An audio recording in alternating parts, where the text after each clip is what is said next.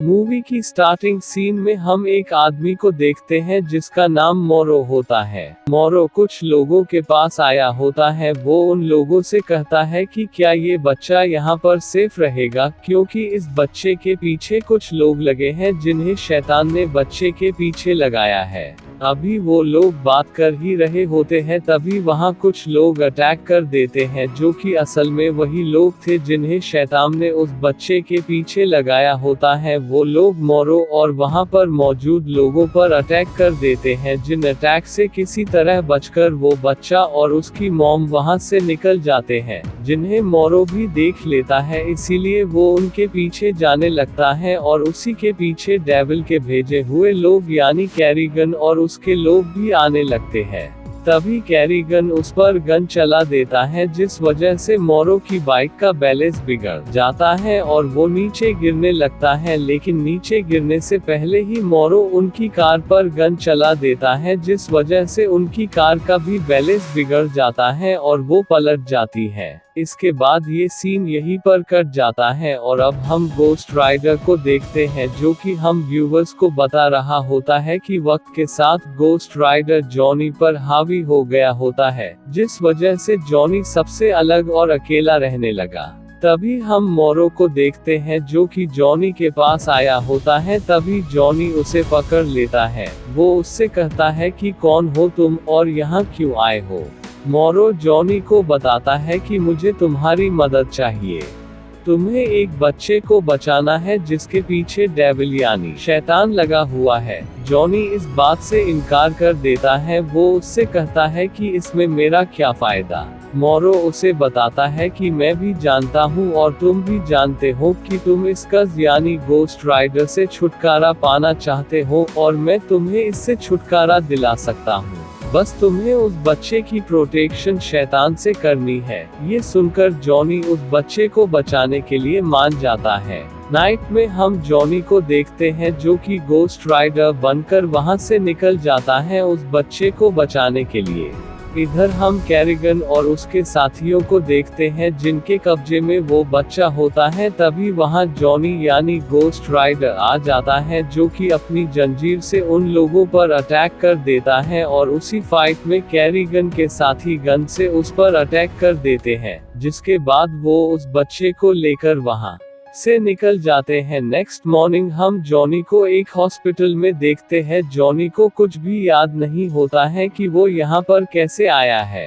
बाद में जॉनी उस हॉस्पिटल से बाहर आता है, जहां वो उस बच्चे की मॉम यानी मारिया से मिलता है। जॉनी मारिया से उस बच्चे के बारे में पूछता है, जिस पर मारिया उसे ये बताती है कि वो बच्चा कैरिगन और उसके लोगों के कब्जे में है। इधर हम कैरिगन को देखते हैं, जो कि एक शख्स से बात कर रहा होता है, जो कि असल में डेविल होता है। कैरिगन डेविल पर काफी गुस्सा होता है। वो उस पर भड़क जाता है। वो उससे कहता है कि तुमने तो ये कहा था कि उस बच्चे को लाना है, लेकिन तुमने ये नहीं बताया कि उस बच्चे की प्रोटेक्शन गोस्ट राइडर कर रहा है। वो हम पर अटैक कर चुका है और वो दोबारा से अटैक जरूर करेगा। डेविल कैरिगन से कहता है कि फोन तुम उस बच्चे को दो, जिसके बाद वो डेविल उस बच्चे के कान में कुछ वर्ड्स बोलता है, जिस वजह से वो बच्चा बेहोश हो जाता है। कैरिगन शैतान से कहता है कि तुमने इस बच्चे के साथ क्या किया। डेविल कैरिगन से कहता है इन सब बातों पर ध्यान मत दो। गोस्ट राइडर अब तुम्हें नहीं ढूंढ पाएगा, हाँ लेकिन वो तुम्हें महसूस कर सकता है, इसीलिए संभल कर। इधर हम जॉनी और मारिया को देखते हैं। जॉनी उसे बताता है कि हैरानी की बात है, लेकिन चाहकर भी मैं तुम्हारे बच्चे को नहीं ढूंढ पा रहा हूँ। इसीलिए जॉनी कैरिगन के पुराने साथी के पास जाते हैं, जहां से उन्हें कैरिगन की लोकेशन के बारे में पता लग जाता है कि वो अभी कहां पर है। कैरिगन की लोकेशन का पता लगते ही जॉनी गोस्ट राइडर में तब्दील होकर वहां पर आ जाता है, जहां कैरिगन और उसके लोग मौजूद होते हैं। तभी कैरिगन गोस्ट राइडर को देख लेता है, जिस वजह से वो एक मिसाइल से गोस्ट राइडर पर अटैक कर देता है, जिस अटैक से वो बच जाता है और बाद में वो उन लोगों पर ही अटैक कर देता है। गोस्ट राइडर उन्हें काफी बुरी तरह मारता है, जिस वजह से उन लोगों के दरमियान फाइट स्टार्ट हो जाती है और उसी फाइट में गोस्ट राइडर एक बड़ी सी मशीन पर बैठकर उन पर अटैक करने लगता है, जिस वजह से वो प्लेस पूरी तरह से डिस्ट्रॉय होने लगती है। तभी हम मारिया को देखते हैं जो कि बच्चे को लेकर वहां से निकल जाती है। नेक्स्ट मॉर्निंग हम डेविल को देखते हैं जो कि उस प्लेस पर आया होता है जहां कैरिगन और उसके लोग होते हैं। डेविल कैरिगन से कहता है कि वो बच्चा कहाँ है। कैरिगन उससे बताता है कि तुम कितने सेल्फिश हो, तुम्हें दिख नहीं रहा मैं मर रहा हूँ। जिस बात पर डेविल कैरिगन को काफी सारी पावर्स दे देता है, जिस वजह से जो कैरिगन मौत के कगार पर था, लेकिन शक्तियों की वजह से वो वापस लौट आया होता है। डेविल उसे बताता है कि ये तुम्हारी पहली और आखिरी गलती थी, इस बार तुम्हें उस बच्चे को मेरे पास लाना होगा और इस बार कोई बहाना नहीं चलेगा। कैरिगन के पास किसी भी ऑब्जेक्ट को सड़ाने या गलाने की ताकत थी। इधर हम जॉनी और उस बच्चे को देखते हैं। जॉनी मारिया को बताता है कि डेविल इतनी आसानी से हार मानने वालों में से नहीं है, वो दोबारा से इस बच्चे को हासिल करने की कोशिश जरूर करेगा।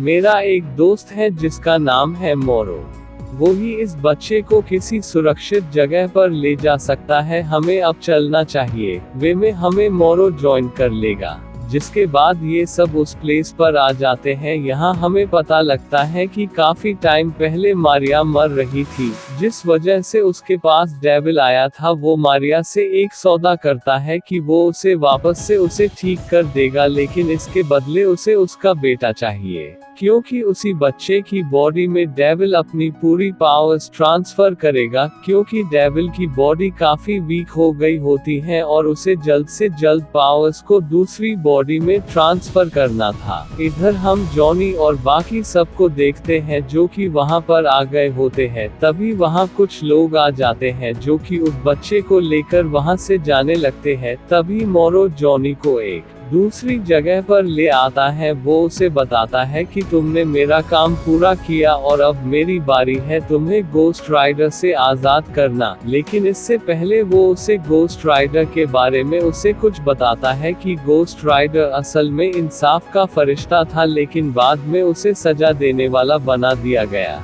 और तभी वो प्रोसेस स्टार्ट हो जाता है जिसमें जॉनी की बॉडी से गोस्ट राइडर की रूह निकल जाती है। और जब वो इसके बारे में मोरो को बताने जाता है तो तभी वो प्रीस्ट उन सबको पकड़ लेते हैं, क्योंकि वो सब मिलकर उस बच्चे को मारने वाले होते हैं। और जब वो ऐसा करने ही वाले होते हैं तभी वहाँ कैरिगन आ जाता है, जो कि उन लोगों पर अटैक कर उन्हें मार देता है। और बाद में वो उस बच्चे को डेविल के पास ले जाता है, जिसके बाद ही डेविल उस रिचुअल को स्टार्ट कर देता है। और इतनी ही देर में वहां जॉनी आ जाता है जो कि शैतान पर अटैक कर देता है, लेकिन जल्द ही उसे कैरिगन के लोग पकड़ लेते हैं। और उसी पल वो बच्चा जॉनी के पास आता है और वो उसे अपनी पावर्स का यूज कर वापस से उसे गोस्ट राइडर में तब्दील कर देता है, क्योंकि उस रिचुअल की वजह से डेविल की कुछ पावर्स उसके अंदर आ गई होती है। लेकिन उसी दौरान मोरो को कैरिगन मार देता है। अब जॉनी के गोस्ट राइडर बनते ही वो सब लोग वहां से भागने लगते हैं। तभी जॉनी भी अपनी बाइक से उन लोगों का पीछा करने लगता है और जल्द ही राइडर डेविल के सारे आदमियों को मार देता है। लेकिन तभी कैरिगन गोस्ट राइडर पर अटैक कर देता है, लेकिन जल्द ही गोस्ट राइडर उसे भी मार देता है। और बाद में वो अपनी बाइक के साथ डेविल के करीब आ जाता है और वो कार का बैलेंस बिगाड़ देता है, जिस वजह से कार का एक्सीडेंट हो जाता है। तभी गोस्ट राइडर डेविल को पकड़ लेता है और वो उसे पकड़कर जोर से जमीन पर दे मारता है, जिस वजह से डेविल की डेथ हो जाती है। मूवी के लास्ट सीन में गोस्ट राइडर उस बच्चे को मारिया को दे देता है और साथ ही जॉनी के हाथ से ब्लू कलर की लाइट निकल रही होती है। जॉनी मारिया को बताता है कि वो अपने अंदर पॉजिटिव एनर्जी महसूस कर पा रहा है, यानी अब रेड की जगह अब ब्लू लाइट उसके अंदर से निकल रही होती है। और इसी के साथ ये मूवी यहीं पर एंड हो जाती है। Thank you so much for watching.